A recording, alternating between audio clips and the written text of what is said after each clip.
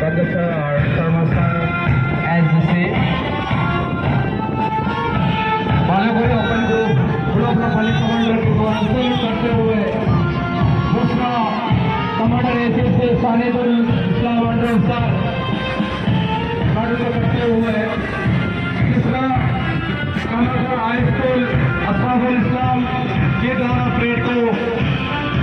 Saluting base salute करता हुआ आगे बढ़ते हुए कमांडर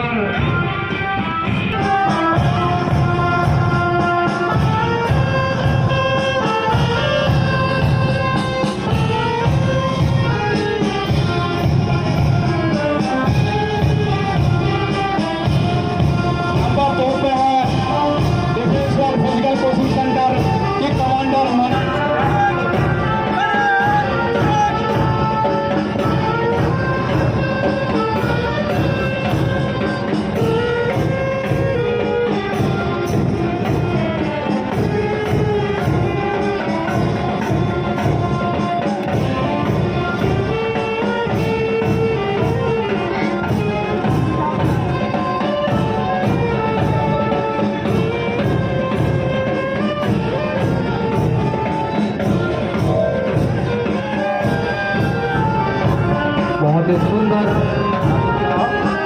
भूपेन हाजरिका के टीम लीडर आइजुल हस्ती द्वारा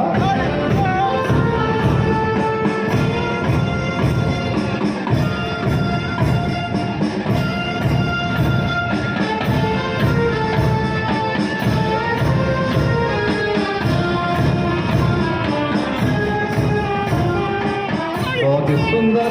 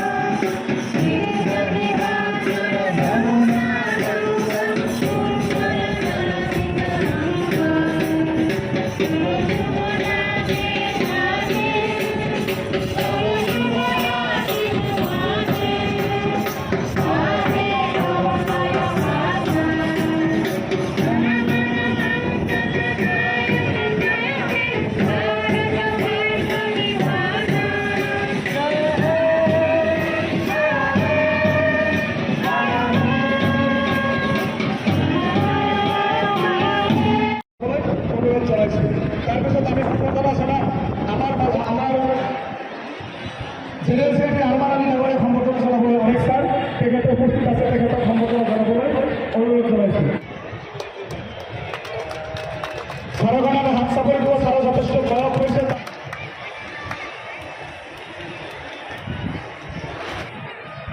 বিধায়ক মহোদয় হাত সাপোর্ট দেবো আপনাকে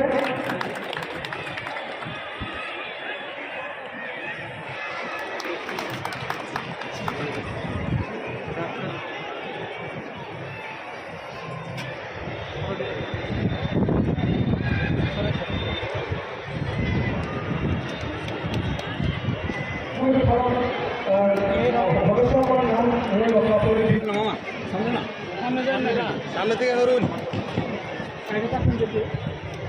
আমার ডক্টর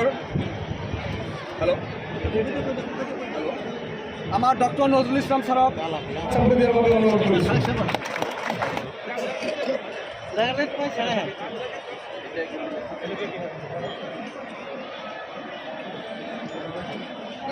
দিব আর আমার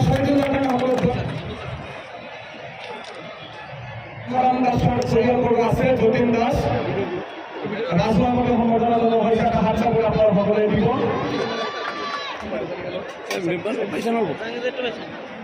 পানুরাম দাসর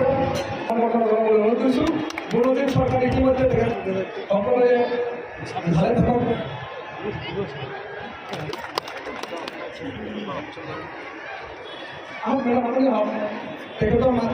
ঊনআশীতম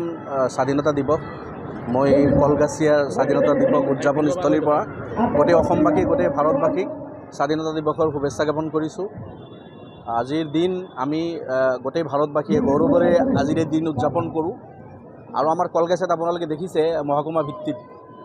বহুত উলাহ মালৰে ইয়াত প্ৰগ্ৰাম হয় প্ৰত্যেক বছৰ খুব ধুনীয়া প্ৰগ্ৰাম আয়োজন কৰে আয়োজক কমিটিক মই ধন্যবাদ জ্ঞাপন কৰিছোঁ আপোনালোকে জানে ছাত্ৰ ছাত্ৰী অংশগ্ৰহণ কৰে পেৰেড হয় ইয়াৰ পিছত বিভিন্ন ধৰণৰ বিহু নাচ গীতৰ পৰা আৰম্ভ কৰি আপোনাৰ দেশভক্তমূলক বিভিন্ন গীত বিভিন্ন প্ৰগ্ৰাম ইয়াতে পাৰফৰ্ম কৰে আমাৰ ষ্টুডেণ্টবিলাকে আৰু আপোনালোকে দেখিছে বহুত মানুহ হাজাৰ হাজাৰ মানুহ এই উদযাপনত উপস্থিত হয় তেখেতসকলে আৰু স্বাধীনতা দিৱস সঁচাকৈ আমাৰ কাৰণে গৌৰৱ স্বাধীন ভাৰতৰ নাগৰিক আমি আৰু যিসকল মহাপুৰুষৰ ত্যাগ তিতিক্ষাৰ বিনিময়ত ৰাষ্ট্ৰ স্বাধীন হৈছিল যিসকলে তেজ দিছে আমি আজিৰ এই পবিত্ৰ দিনত তেখেতসকলক শ্ৰদ্ধাৰে স্মৰণ কৰিছোঁ জাতিৰ পিতা মহাত্মা গান্ধীৰ পৰা আৰম্ভ কৰি সুভাষ চন্দ্ৰ বোস পণ্ডিত জৱাহৰলাল নেহৰু শ্বহীদ ভগত সিং আশফাকুল্লাহ খান মৌলানা আবুল কালাম আজাদ কনকলতা বৰুৱা আদি কৰি গোটেই ভাৰতবৰ্ষৰ যিসকল মনীষীয়ে কুৰবানী কৰিছিল তেখেতসকলক আমি স্মৰণ কৰিছোঁ আৰু আমি বিচাৰোঁ যে স্বাধীন ভাৰতৰ নাগৰিক হিচাপে ভাৰতৰ প্ৰত্যেকজন নাগৰিকে নিজৰ স্বাধীনতা উপভোগ কৰক ৰাষ্ট্ৰৰ যিসকল দায়িত্বত আছে মুৰব্বী ৰাজ্য বা ৰাষ্ট্ৰৰ যিসকল মুৰব্বী আছে তেখেতসকলে যাতে প্ৰত্যেকজন নাগৰিকে স্বাধীনভাৱে নিজৰ ৰাষ্ট্ৰত তেখেতসকলে জীয়াই থাকিব পাৰে সেই অধিকাৰ যাতে তেখেতসকলক প্ৰভাইড কৰে মই ভাবোঁ আজি আপোনালোকে দেখিছে কাশ্মীৰৰ পৰা মণিপুৰলৈকে বিভিন্ন ঠাইত আজি অশান্ত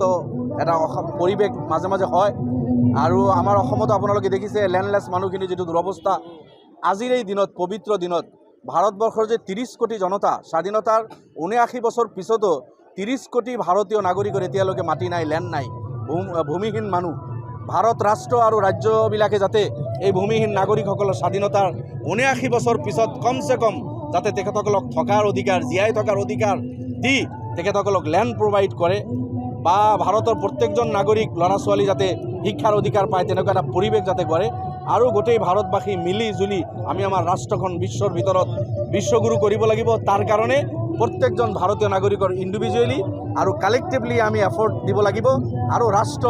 যিসকল মুৰব্বী আছে তেখেতসকলে সকলক লগত লৈ সমদৃষ্টিত সমভাৱে কাম কৰি আগবাঢ়িব লাগিব এইটোৱেই কামনা কৰিছোঁ প্ৰথমটো মই স্বাধীনতা সংগ্ৰামত যিসকলে প্ৰাণ আহুতি দিছে স্বাধীনতা সংগ্ৰামত যিসকলে কাৰাবৰণ কৰিছে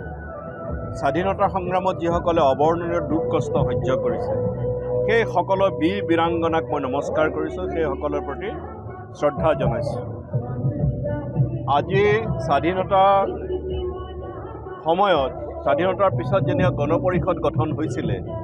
আজিৰ যিবোৰ প্ৰত্যাহ্বান এইবোৰ আমাৰ যি সংবিধান সভা আমাৰ যি গণপৰিষদ তাত এইবোৰ কথা আলোচনা হৈছিলে আমাৰ দেশ যে ভৱিষ্যতে কেনেবা ফেচিবাদৰ পিনে যাব পাৰে সেই সম্ভাৱনা তেওঁলোকে দেখিছিলে আমাৰ নিৰ্বাচন আয়োগ যে দুৰ্বল হ'ব পাৰে সেই সম্ভাৱনা দেখিছিলে আৰু সেইকাৰণে আমাৰ সংবিধানৰ ড্ৰাফটিং কমিটিৰ চেয়াৰমেন ডক্টৰ বাবা চাহেব ভীমৰাও আম্বেদকাৰ ডাঙৰীয়া আমাৰ সংবিধানখনক সেই সময়ত ধৰ্মনিৰপেক্ষ শব্দটো নকলেও আমাৰ সংবিধানত ধৰ্ম জাতি বৰ্ণৰ নামত কোনো ধৰণৰ বৈষম্য কৰা নহ'ব আমাৰ প্ৰস্তাৱনাত স্পষ্টভাৱে কোৱা হৈছিলে কাৰণ সেই সম্ভাৱনা তেওঁলোকে দেখিছিলে আৰু দুৰ্বল শ্ৰেণীৰ মানুহৰ কেনেকৈ আগুৱাই ল'ব পাৰে সেই কথা কৈছিলে নিশ্চিতভাৱেই আজি দেশত কিছু পৰিমাণে ফেচিবাদৰ উত্থান হৈছে তেওঁলোকে বহু মানুহৰ নাগৰিক অধিকাৰ বহু মানুহৰ সাংবিধানিক অধিকাৰ কাঢ়ি ল'বলৈ বিচাৰিছে আৰু সেই শংকা আমাৰ সংবিধান প্ৰণয়নৰ সময়ত আমাৰ সংবিধান প্ৰণেতাসকলে অনুধাৱন কৰিব পাৰিছিল কাৰণে সেই প্ৰভিজন সংবিধানত যাতে এনেধৰণৰ পৰিস্থিতিৰ সৃষ্টি নহয় সেই প্ৰভিজন সংবিধানত ৰাখিছিলে আৰু আমি যিকোনো মূল্যৰ বিনিময়ত আমাৰ সংবিধান ৰক্ষা কৰিব লাগিব আমাৰ সংবিধানে ৰাইট টু মুভ দিছে নাগৰিকক এঠাইৰ পৰা আন ঠাইলৈ যোৱাৰ অধিকাৰ দিছে কিন্তু বৰ্তমান কিছু ৰাজনৈতিক নেতাই সেই অধিকাৰ হৰণ কৰিবলৈ খুজিছে আসনত থকা কিছু ৰাজনৈতিক নেতাই সেয়া সংবিধানৰ উলংঘন আৰু ভাৰতবাসীয়ে যিকোনো মূল্যৰ বিনিময়ত সেই সংবিধান ৰক্ষা কৰিব ভাষা ধৰ্ম বৰ্ণ সকলো স্বাধীনতা প্ৰদান কৰিছে আমাৰ কবিগুৰু ৰবীন্দ্ৰনাথ ঠাকুৰ তেখেতৰ যি জনগণ মন অধিনায়ক আমাৰ ৰাষ্ট্ৰীয় সংগীত এই আমাৰ ৰাষ্ট্ৰীয় সংগীতৰ ৰচয়িতা কবিগুৰু ৰবীন্দ্ৰনাথ ঠাকুৰে যি ভাষাত কথা কৈছিলে আমাৰ অত্যন্ত দুৰ্ভাগ্যৰ বিষয় যে আমাৰ অসমৰ মুখ্যমন্ত্ৰী ডক্টৰ হিমন্ত বিশ্ব শৰ্মা ডাঙৰীয়াই ক'ব খোজে যে ৰবীন্দ্ৰনাথ ঠাকুৰৰ যি ভাষা সেই ভাষাত যদি কোনোবাই কথা কয় বা সেই ভাষাত যদি কোনোবাই লোকপিয়লত লিখে লোকপিয়লত কোনেকৈ লিখে নিজৰ বিষয় আমি বিচাৰোঁ সদায় অসমত অসমীয়া ভাষাই সংখ্যাগৰিষ্ঠতা থাকক কিন্তু দুৰ্ভাগ্যজনক কথাটো হৈছে আমাৰ মুখ্যমন্ত্ৰীয়ে ৰবীন্দ্ৰনাথৰ ভাষা স্বামী বিবেকানন্দৰ ভাষাত কথা কোৱা লোকসকলক বাংলাদেশী ক'ব খোজে, তাতকৈ দুৰ্ভাগ্যৰ কথা আন একো নাই বুলি মই ভাবোঁ। যিকোনো খবৰৰ বাবে যোগাযোগ কৰক 7099017330 লগতে 7099017110 নম্বৰত।